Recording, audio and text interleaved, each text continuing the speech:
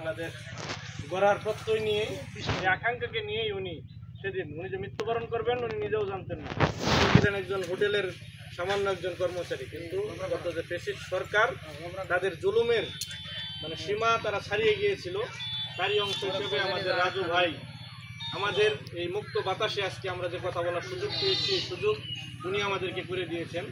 এই জন্য আমরা আল্লাহ তাআলার কাছে প্রার্থনা করি, দোয়া করি গায়মানুবককে, যে আল্লাহ তাআলা যেন আমাদের এই শহীদ রাজু ভাইকে জান্নাতের সর্বোচ্চ মাকাম দান করেন। এবং ওনার যে পরিবার আছে, ওনার পিতা অত্যন্ত একজন সহজ সরল মানুষ, আপনারা সবাই জানেন। ওনার একমাত্র উপার্জনক্ষম সংসারের ব্যক্তি ছিল এই রাজু ভাই।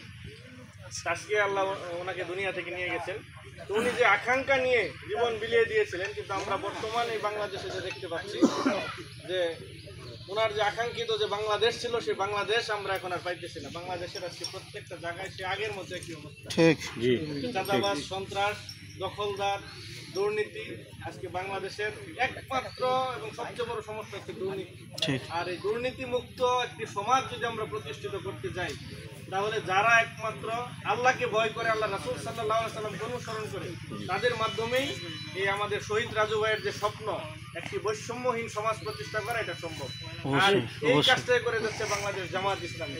এবং বাংলাদেশ জামাত ইসলামী সবসময় এই শহীদ পরিবার যারা আছে তাদের সাথে থাকেন, এবং শুরু থেকেই এখন পর্যন্ত বাংলাদেশ জামাত ইসলামী সকল ধরনের সহযোগিতা তাদেরকে করে আসতেছে। এবং ভবিষ্যতে ইনশাআল্লাহ আমাদের জেলা আমির আছেন, উনি বলবেন ভবিষ্যতে ইনশাআল্লাহ আমাদের আমিরে জামাতও বলেছেন যে আমরা সব সময় এই শহীদ পরিবার যারা আমাদেরকে একটি নতুন একটি বাংলাদেশ উপহার দিয়েছেন, তাদের কৃতজ্ঞতা আদায়ের জন্য শুকরিয়া স্বরূপ আমরা সবসময় তাদের পাশে থাকবো ইনশাআল্লাহ।